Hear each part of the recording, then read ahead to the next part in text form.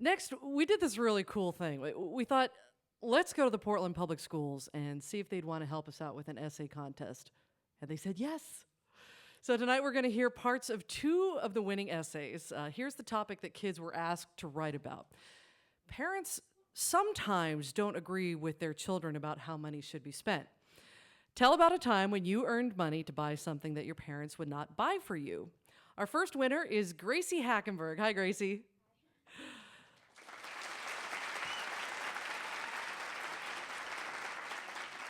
Now, Gracie is an 8th grader at Winter Haven School, and her essay is titled Reaching for the Stars. Gracie? I burst into the kitchen after hours of sitting at the computer, an impish smile plastered on my face. I had been researching, but not for school. I was researching ninja stars. At that point in my life, ninja stars were possibly the coolest toy ever. They looked shiny and sharp and more exotic than any other toy that I had. I broke into rapid conversation about how I had $16 to spend, and that included shipping, strung with many a please and finishing off with an I love you, Mom. My mom said as calmly as a cow on a sunny day, "No, that isn't your money to spend on anything you want. I'll let you spend it on a book, but ninja stars? Whoever told you you could buy ninja stars?" Her last words trickled off into an angry mutter, about the same as mine as I stomped out of the room. Now, my mom was usually very nice and good about respecting personal property, but how could she? She didn't own my money, and she certainly didn't own me. And although my confidence was crushed temporarily, I was determined, and she would be hearing more of me. Gracie Hackenberg, everybody. Great job, Gracie. And our next winner is Avery Butler. Hi, Avery. Hello. Now, Avery is also an 8th grader. He is at Selwood Middle School. And kids are always figuring out how to outmaneuver their parents. And as we're about to find out, it's no different with money. Here's an excerpt from his essay, Guide to Buying Things.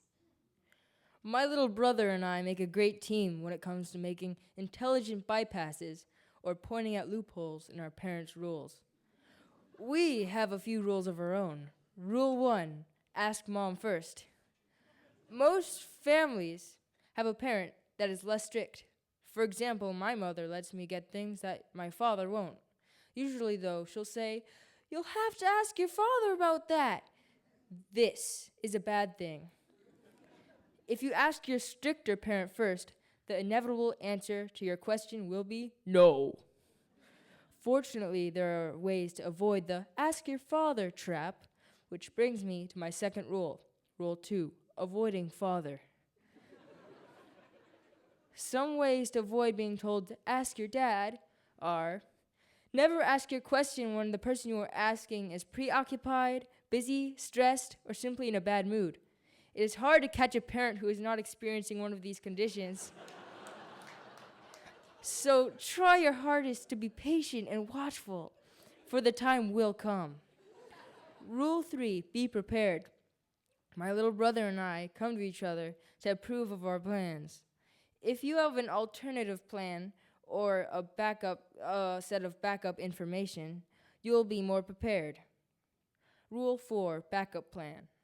If by chance your father or disapproving parent happens to stumble upon the fact that you want to buy something they don't want you to have, you are most likely going to have to give up.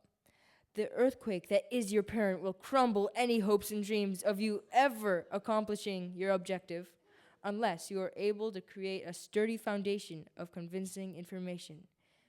This has been the guide to buying things your parents don't want you to have. Avery Butler, everyone.